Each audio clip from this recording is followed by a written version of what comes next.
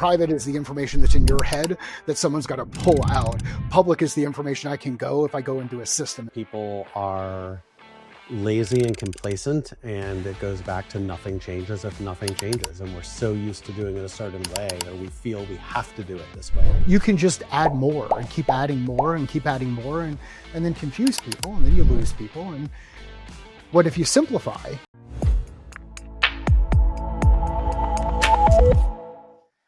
Welcome back to another episode of the Bridge the Gap podcast, powered by Revenue Reimagined. It is a special episode for two reasons. Number one, I'm going to give myself some props. It is my birthday episode.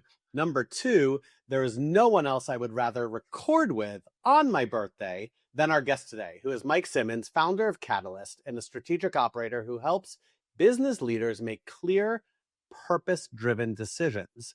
I can tell you after spending some time with him one-on-one, this is 100% true. He's known for simplifying execution through better communication and helping leaders cut through complexity so their teams can actually move. I was saying when we started the show, and I'm going to say it again, that my last conversation with Mike, I think it was last week, maybe the week before, was one of the more impactful conversations I've had this year. And Mike's like, thank you. That means a lot. And I'm like, well, the bar's really fucking low because I talked to Dale all day. Now, that said, even if we raise the bar and the other people I talked to besides Dale, it was one of the more impactful conversations. And I'm excited to share that impact with our listeners today. So thanks for being here. Thanks for saying that. And so what was impactful? See, this is what I love about you, is that you're not just. He doesn't remember. No, I do remember. So the 2x2. It's his birthday. We'll have to give him a little bit of grace, Mike. It's my birthday. And Dale, I thought for you an were saying hour that on I a red didn't eye. remember. But no, Dale's trying to throw me under the bus, being like, "Oh, he's just saying that. He's not going to remember."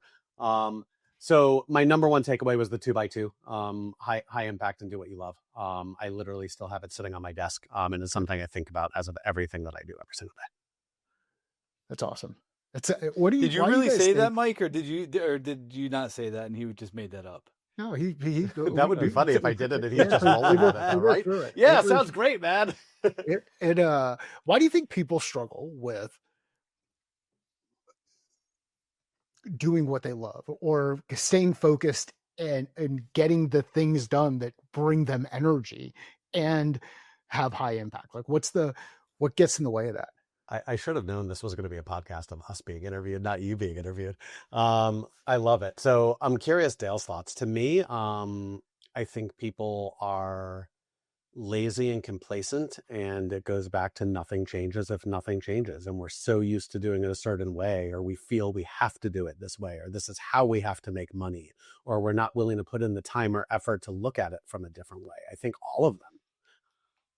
Yeah, I think we're all a series of patterns. And I think as you evolve through life, you get into a place of like, it's hard to change sometimes. And like, if you don't push yourself outside the boundaries of like your current thought process, like you get stuck in this rut that you go back and forth on. And so I think that happens more often.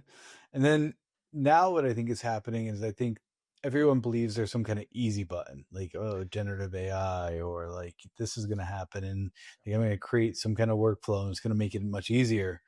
What I'm learning is that the execution part of the AI world is a lot more difficult. And you actually have to, it's not actually more difficult than anything else. The real problem is like you still got to map it out in some kind of diagram or strategically think about something or like build it out and map it. And then you can go execute it just like you would 5 years ago, 10 years ago. Like that's not going to change. So anyway, and it maps back to what you do really well, which is like clarity through that execution path and drawing things out, right? Like you and I have talked about this a long time, but I think visuals and the diagramming of things, one gets it out of your head, and two, like can grab clarity around it.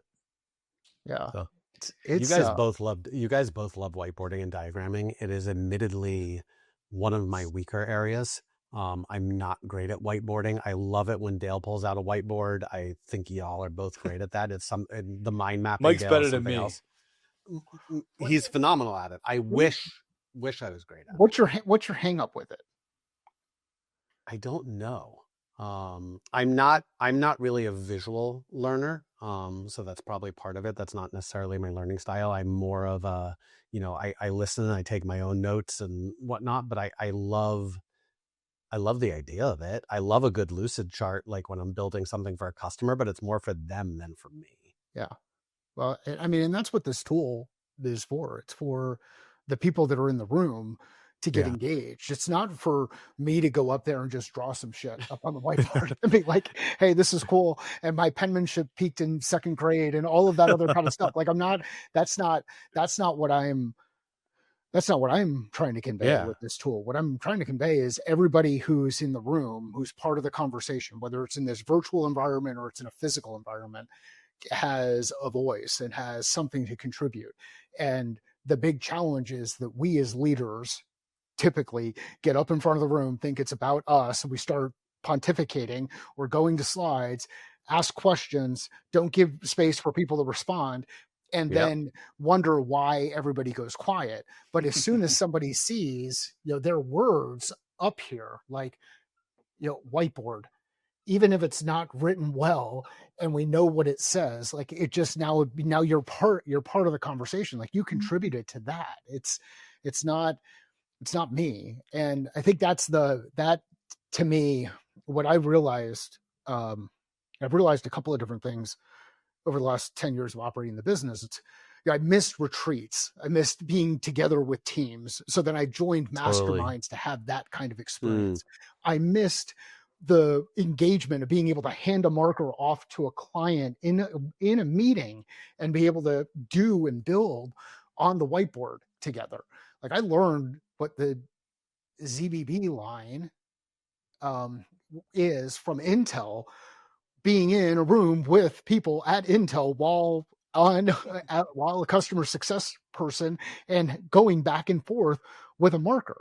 These are things that happen in that kind of environment. And what's super cool is the technology now has allowed us, with a lav mic and a good camera and good lighting, to bring this into both the virtual environment if you're not able to do it in the physical environment. And it's very different than me. Like if I'm writing notes down here and onto a digital whiteboard and then having it present on a screen, it's very different than turning around and you seeing the mixed up on the back of my head and like all of that kind of stuff, right? So it's an experience. And have you tried the digital whiteboards and stuff? Yeah, I've done a couple of different things with them. Like I used to use my iPad before, when my office was set up differently. So like I was in a different room in the house before, and I didn't have I actually had like a fake screen behind me kind of thing in that kind of space, and then moved to a point where I had a wall and the shadows were off, and then put a smaller whiteboard up, and then put a bigger this whiteboard is 7 feet by 5 feet. Oh wow. That's a big whiteboard. It can take up a lot of space. It's like 3 feet taller than Dale. What's that? It's like 3 feet taller than Dale. No, it's wider, kind of like not tall. So there's this, yeah. We could go super deep on all of this kind of stuff. But there's this, you can go out there and you can get tools, and they're not super expensive.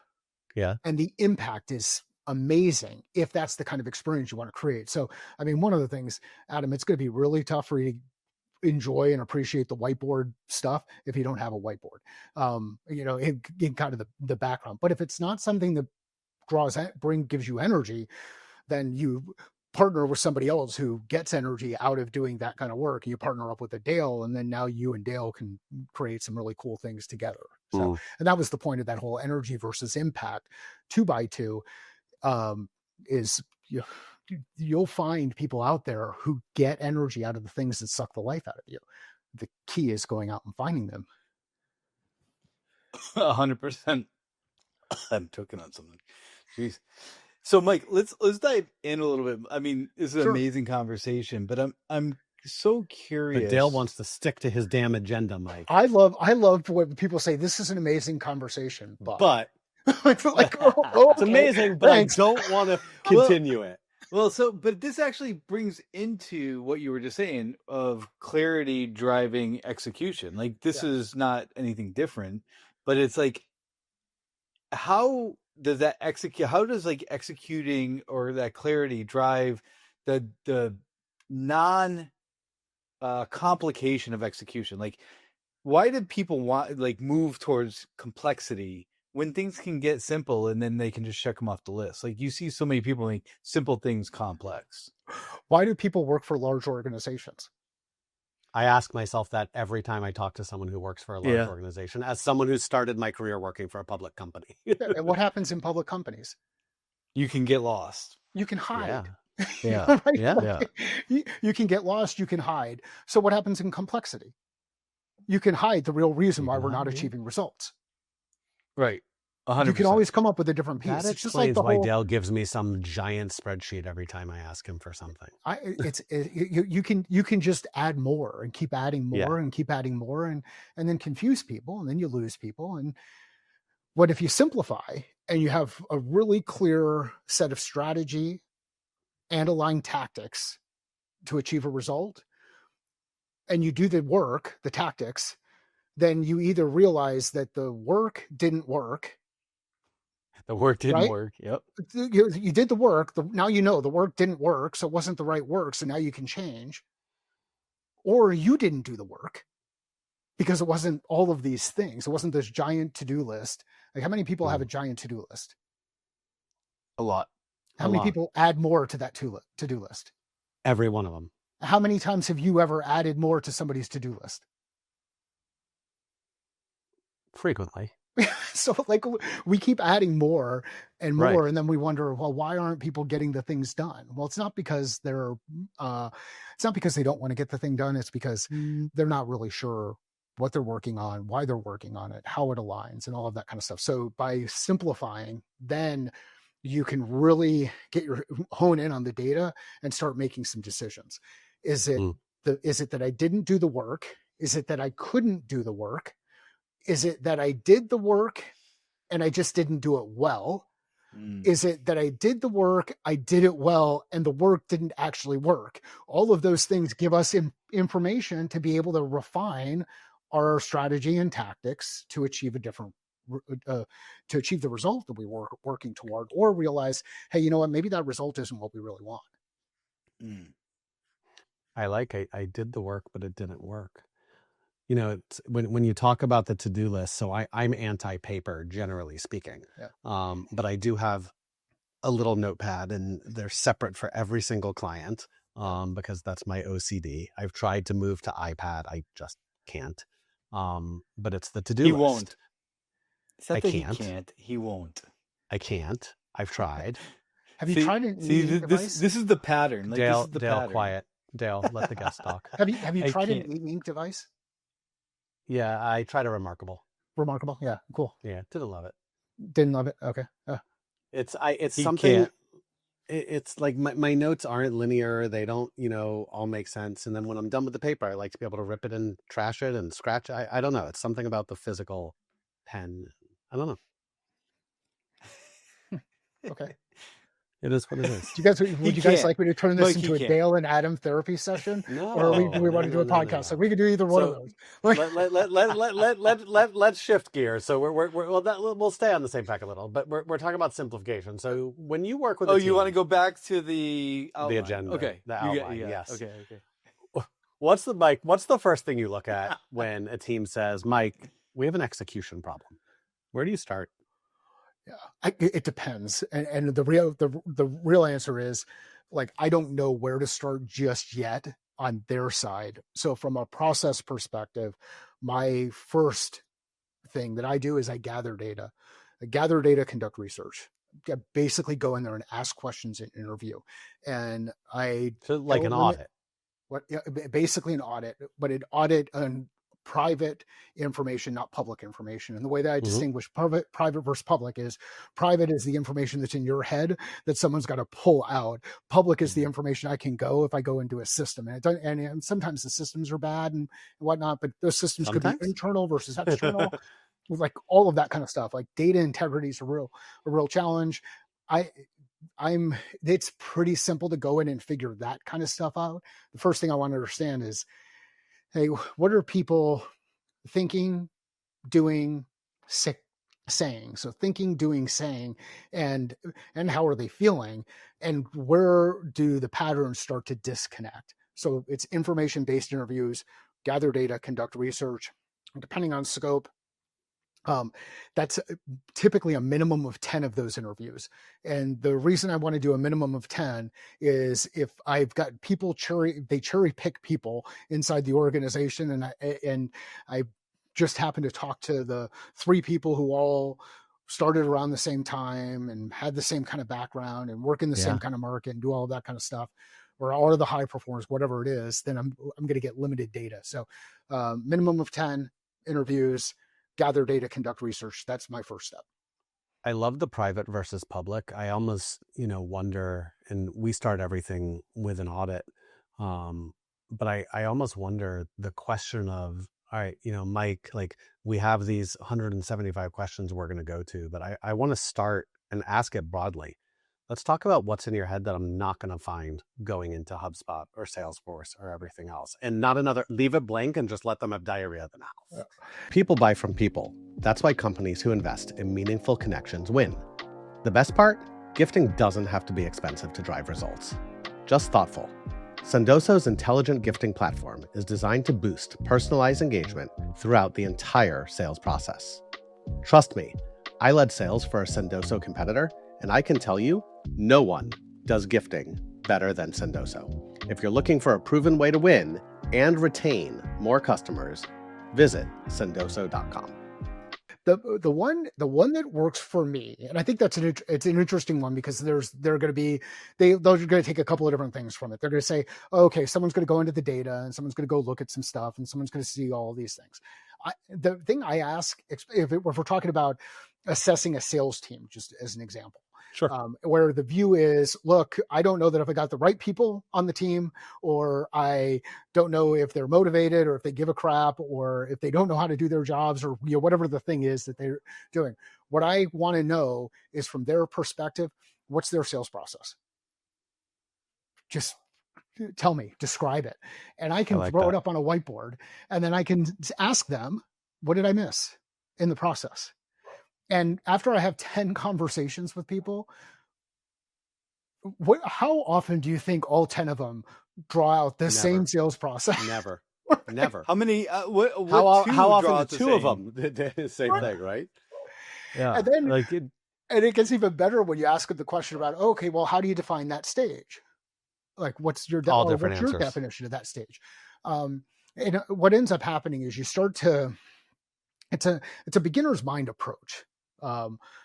Infinite learning is, I think, what Barry Diller has talked about, called it before. So infinite learning, beginner's mind, it's always day one, like whatever you want to look at, like blank slate. I'm just going to go through my process. I'm going to gather data, conduct research. I'm going to assess that data. I'm then going to identify areas where we want to test. I'm going to put those tests in place, and then I'm going to get more data from the results of those tests. And that's the process to go through. And in this instance, what I want to do is I want to go and work all the way across and just kind of understand, when I ask that question about what your sales process is, I immediately see, are they looking at sales process through the lens of forecasting for the business? Are they looking at sales process through the lens of how the customer makes a decision? Are they looking at sales process through the lens of how they do their work? Like, it's not what's your definition of sales process. It's just, what is your sales process, or can you describe it? And then we just go from there. And then typically the next set of questions will be built on that, get that kind of stuff loaded, and say, so when you're really excited about the type of customer that you get a chance to work with, what are those things? What's happening? What typically do you see? What are they saying? Who are they introducing you to? What do those things look like? What does the communication look like inside the organization? If you could change certain things, what would you change? If I get into those questions inside a 25-minute period, and that's usually what I limit it to. Sometimes they're recorded, sometimes not. It just depends on culture inside the organization, what they're open to. But those are the questions I tend to ask, and they're the same ones over and over again. Like, literally, pull the string back, ask the question. And the follow-up question will be built based on what I get back from them. Because sometimes there's interesting stuff where I need to get some clarity around a word that they used or something else there, or something else pops up. We usually have to ask Adam a couple of questions deeper than just the surface to get to his real thought process, like why he cannot like use a iPad to write notes. I can tell you, when we talked last week, it's amazing that it was that quick ago, or it may have been the week before, but I think it was 2 weeks. It seems like it was an eternity. It didn't take much to get the clarity around kind of what was going on, because you could just see the nonverbal. Like there was a lot of stuff. I don't hide it well, which is cool, because when people do that, this is the thing. This is why it's so important to have video on. Like you when you see it, then you can go in and you can lean in a little bit more. And you just can't script this stuff out. Because if you script it out, you lose certain things. And because now it becomes more about the script and what's on the document or what's on the piece of paper, or here's the technology that you should be really kind of working through, guys. Like this thing is absolutely insane. What is that? When you start to get that information out, then you can go a little bit deeper. Was that paper or was that a digital device? So this is the Remarkable Paper Move Pro, and it's a little. It integrates one, right? with Slack. I can take my handwriting again that peaks in second grade, sync it into our Slack instance, and send notes to the other people on the team. And I just pulled that up on my screen. I like the integration into Slack. That's super cool. It's awesome. Yeah, considering Adam enters Slack in 2.3 seconds. Any Slack at any time, 2.2 seconds. 2.2. Email too. You yelled at me yesterday for answering an email too fast. Well, you also ended up going down a different path. Anyway, let's get back to the podcast. Actually, one thing I've been using, Mike, is Whisperflow. So most of my stuff isn't. Most of my stuff is not written out. Most of it's just talked, and Dale doesn't know how to write. Translates. No, so it just translates into everything. So in Slack, I just talk, and like, I think I'm up to 132 words a minute. So it tells you like how fast you're talking, writes everything, kind of segments it, puts it in bullet points. So there's a lot of different levels of it. Anyway. Yep. Yeah, I tried it. I don't like it. All right, let's now. He tried it. He doesn't like it. We will. It's going to be like this. Everything. Tried it. At least you tried it, because you can't reflect on what you're going to do. You actually have to go do it. And then the question really. Hold on. The question is, did he really try it enough? Whisperflow? Did he try it enough to say, "Yeah, I'm not sure"? Like Adam likes to try things. 2 weeks. Okay, 2 weeks is that's fair. That's fair. Dale, I'm gonna give you something for Adam in the future, right? So Adam, don't pay attention to any of this. You're gonna hold this marker in front of Adam and be like, "Sell me Adam, this pen. Try to pick up this marker. Try." And what he can't do is he can't actually touch it, because if he touches it, he didn't try. He picked it up. So just show me what try is, and before you know it, you start to realize, ooh. Yoda was onto something when he said, do or do not. There is no try. So did you do it or didn't you do it? Did you use it? I like it. Interesting. Very interesting. We're getting philosophical, psychological in this episode. It's a therapy session. So practical. Strategic communication is important, right? In any org, back to the internal communication is a performance lever.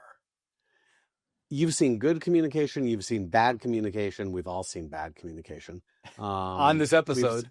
We've seen great communication. Yeah, when Dale interrupts. What does effective communication actually look like? What does that mean to you? Yeah, so let's take a step back and just say, like, why is the communication problem something that continues to persist? Like, why does so we agree there's a communication problem, and we agree that it's important to solve. Why does it continue to persist? Well, it persists because there are things that are said, there are things that are heard, there are things that are remembered, and very rarely are all three of those the same. Right? Said, heard, remembered. So if we get everybody agreeing on that, and people will, and you can come up with little stories around it. They'll be like, okay, so just share with me I'm sure our company mission has been shared and said more times than anybody cares to remember, like inside an organization. How many times has it been said, well, what did people hear? Is it remembered? And that's one of those things that's just been echoed over and over again. So said, heard, remembered. A lot of the reason why there's a conflict is there's always so many things that are going on. I'm thinking about what my next meeting, or I'm thinking about what I was supposed to do on this to-do list, or I'm thinking about, oh, I hope that I don't get called on, or whatever the thing is. Like my brain is in someplace else, or I get an alert on my phone and it distracts me, or I want to keep my 2.2 second record on task with Slack, so I need to make sure that I'm responding quickly on top of it. Like I've got that stuff there, so there's stuff that gets in the way. So said, heard, remembered. One piece. Once we agree that that happens, now we've got to understand, in order for something to be remembered, it has to have been heard. So when we share information, ask this question: what did you hear me say? And depending on who the audience is and whether or not somebody else is in that room when that happens, there are some people who can get defensive with that. What did you hear me say? So there's different ways to kind of color and share that message. If someone shares information with you, you can follow up and say, just want to confirm this. Here's what I heard you say. Did I get that right? Because now we've bridged the gap between said and heard, and we're going to be in a better position for remembered. The way to solve for the remembered piece on that side, from an effective communication perspective, build out your call plan. So who's going to be in the room? Know what their objectives are, anticipate those objectives, We're going to anticipate the objectives of others. We're going to know what our objectives are, and we're going to be clear about what our desired next steps are. Just 4 simple things, like who, their objectives, our objectives, desired next steps. This is not an agenda. It's a call plan, right? It's a plan, and the plan's going to change based on first contact, first interaction with someone. If I don't go in with a plan, I'm leaving everything up for chance. If I do go in with a plan, I've at least got a view of where I want to go, what I want to do, what I think somebody else wants to do. And ultimately, if I can get to these desired next steps quickly, then I can end the meeting. So from an effective communication standpoint, if I understand said, heard, remembered, I verify that the things that were said were heard. I come in with my plan and objectives. Then my next steps turn into who will do what by when, which helps me get to execution. That was a lot to go through. But it is important for the herd side of it. Like, how many meetings are you in where you're getting distracted doing 85 other things, or someone saying something and you're thinking about something else. So it's very hard to like digest what they're saying so that you can remember it later, which is almost getting worse now with all these call recorders. Cause we'll just let the call recorder take it. It's like, cause I remember like I used to do mind mapping in meetings, and like that way I would like write down what was happening. So then I'd really remember it. So Yep. Cool. So making... well, what do you guys think? Is that helpful? I think it's helpful from like a framework perspective. I think people can digest things in frameworks or in like small pieces. And I think one of the things that happens in today's, when you're getting to the heard side of it or the understood side of it, we end up making things too complicated. So said, heard, remembered, like people can digest that. Or the box, right? Like, how do I set myself up for success?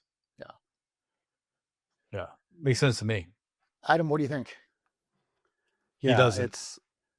I don't. He was on a red eye. It is his birthday. I was on the red eye. Now he's just getting and it's his birthday. And it's his birthday. You have to have a process for anything. And I think that in this example, the process makes sense. I think it's different for different people. Yeah. But yes, it does. And a lot of these things are check the box type things. Like if I go in with my call plan, now I know what's going to be said. I can validate what was heard, and then my next step should align with that. Who will do what by when? So ideally, those things are remembered. And if I follow the framework, my notes, my follow-up notes, let's say it's after a client meeting, I can communicate back. Here's what I heard that was exciting.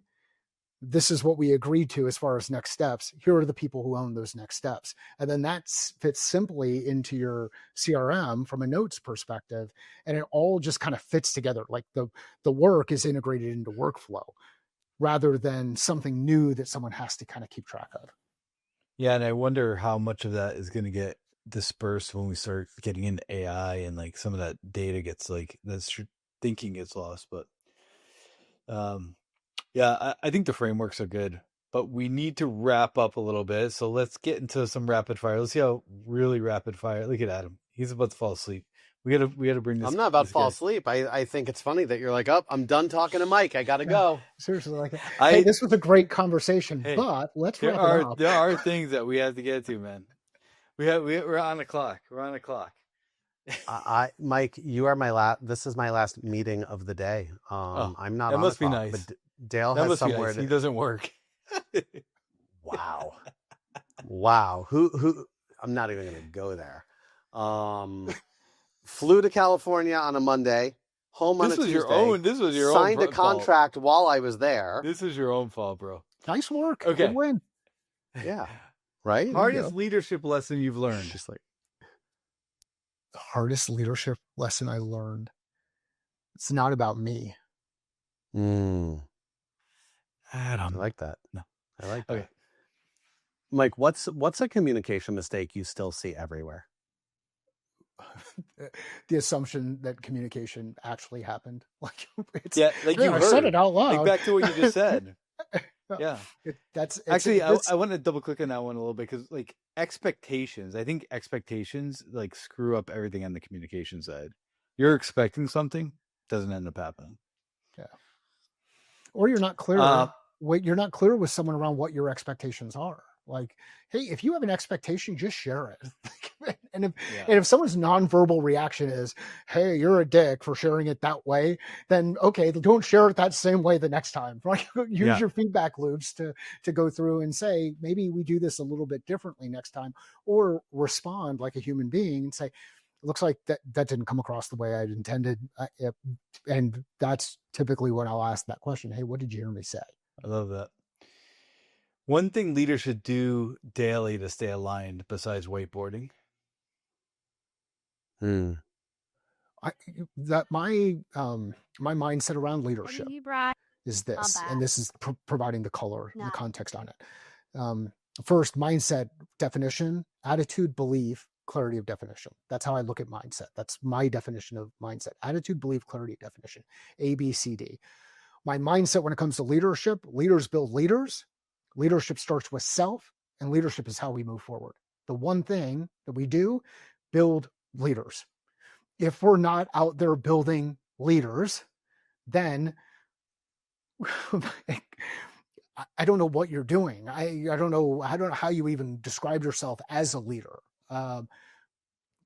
Leaders build leaders. So first thing, build other leaders. And have that perspective of leadership starts with self. Look, it's me. If you're looking for leadership, start with a mirror, look at that reflection. And, ultimately the function of leadership is it's how we move forward. So if we're not moving forward toward our objectives, something's wrong. Let's go figure it out. Like A to B. Don't worry about getting to Z. Let's get from A to B first. How's that for one thing? I love it. Yeah, not one thing. Mike, if you weren't doing this kind of work, what would you be doing instead? I think I'd be an engineer. I really do. I think mechanical, software, like what kind of engineer? Yeah, mechanical engineer, like just build things. Like I like building things. And lately, I'm kind of leaning into this building a people piece from a leadership standpoint. I think in another life, another world, I'd have been an engineer. Like when I'm around that kind of environment, I don't feel like I'm out of place. There's a lot of other places where I'll feel like I'm out of place, but that would be one where that probably is the direction I would have gone.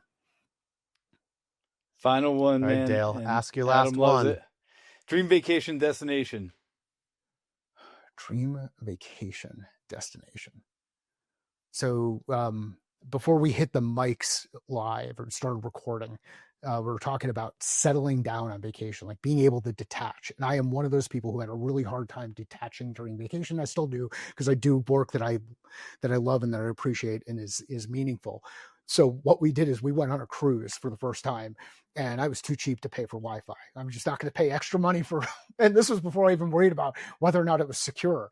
I didn't pay for the Wi-Fi, so I wasn't connected to anything. And literally, as the boat is leaving Port Canaveral, or I'm on, with emails going back and forth, because it was that point in time. So it's emails and text messages, not Slack. We are doing a dream vacation later this year. We are on a repositioning cruise from Barcelona, Spain to Florida, and that is going to be absolutely awesome, because now at that point in time we're going to have, it'll be the first big vacation like that where we've got 4 adults in the family. We're in that season of life. So that dream vacation is coming up, and it's a cruise from Barcelona to either Port Canaveral or Miami. Love that. Nice. Love that. It is a different season when you have adults. Barcelona is great. One of my favorite places, Barcelona, Madrid. I will give you the best pastry shop you've ever been to in your life, in Barcelona. Awesome. Best, like, unbelievable. Mike Simmons, Adam, what I heard you say is, I'm going to get the best place in Barcelona. Let's go. There you go. That's all you need. Mike Simmons, thanks for joining the show, man. Thanks for having me. Where can people find you? Where can people learn more? You can find your catalyst at findmycatalyst.com. I like that. You could find your catalyst at findmycatalyst.com. I bet that was planned. That's awesome. Thanks, Mike. Mike, thanks for joining the show, man. Thank you, guys.